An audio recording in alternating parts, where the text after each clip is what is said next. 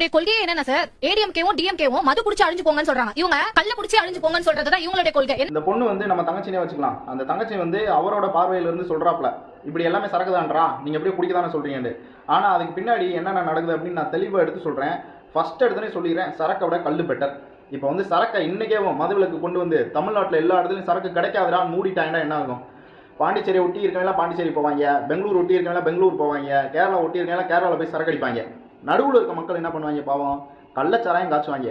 நீங்கள் ஒரு 40 வருஷம் 50 வருஷத்துக்கு முன்னாடி எடுத்து பாருங்க, கள்ளச்சாராயத்தினால எவ்வளோ பேர் செத்துருக்காங்க அப்படின்னு. அப்போ என்ன பண்ணும்? சரக்கு அடிக்கிறத நிப்பாட்டவே முடியாத சூழ்நிலையில் இருக்கனால சரக்கை விட பெட்டரான ஒரு பொருளை கொடுத்து அவனை கொஞ்சம் ஆஃப் ஆகணும். அதான் அவனோட உடம்புக்கு நல்லது, குடும்பத்துக்கு நல்லது. அப்போ சிம்பிளாக சொல்கிறேன், சரக்கு வந்து ஒரு ஃபுல் பாட்டில் எடுங்க, அதை ஊற்றுனீங்கன்னா ஒரு செம்பு நிறையா விடும், ஓகேவா?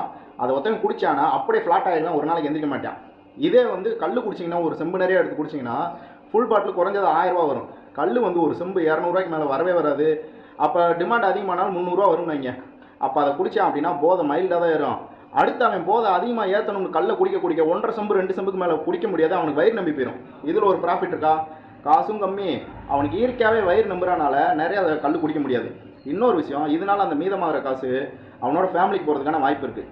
ரெண்டாவது, அவன் காசு கொடுத்து வாங்குறான்ல, சரக்குக்கு காசு கொடுத்தா கவர்மெண்ட்டுக்கு போகும், கல்லுக்கு காசு கொடுத்தா அங்கே இருக்க விவசாயிகளுக்குலாம் போக ஆரம்பிக்கும். இதை பார்த்து என்ன செய்வாங்க விவசாயிகள்? இன்னும் நிறைய பனை மரத்தை விளைய வைக்கணும்னு பனை மரத்தை நிறைய அதிகப்படுத்துவாங்க. கொஞ்சம் இயற்கை சூழல் மாறும். பனை மரம் அதிகமாகறனால என்ன ஆகும்னு சொல்கிறேன். பனை மரம் பொதுவாகவே சில்வர் நைட்ரேட் அதிகமாக இருக்குது. கல் எடுக்கிறதுக்காண்டி பனை மரம் வைக்கிறாங்களா, அந்த சில்வர் நைட்ரேட் என்ன பண்ணும்? மலை மேகங்களை இழுத்து மழை பொழிவு அதிகமாக வரும். சரி, அப்படி இருக்கா? மழை பொழிவு அதிகமாக இருந்தால் மண்ணெரிப்புலாம் ஏற்படும். மழை ஓடுமா? அந்த மண்ணெரிப்பும் ஏற்படாமல் பனை மரம் தடுக்கும். அதனால நிலத்தடி நீர்மட்டம் அதிகமாகும். ரெண்டாவது, கல் குடிச்சிட்டு மீதம் இருந்துச்சு அப்படின்னா அதை பனங்கருப்பட்டியாக மாற்றுவாங்க.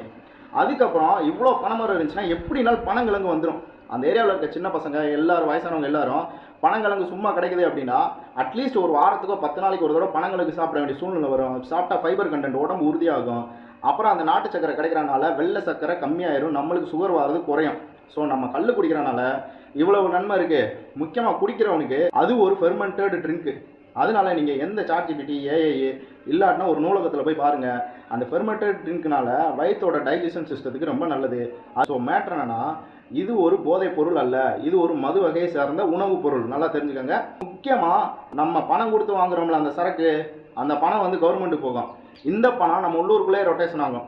இதனால விவசாயிகளோட வாழ்வாதாரம் அதிகமாகும், மழை பெய்யும், அவங்களோட காசு மிச்சமாகும், நம்ம கொஞ்சம் செழிப்பாக இருக்கலாம்.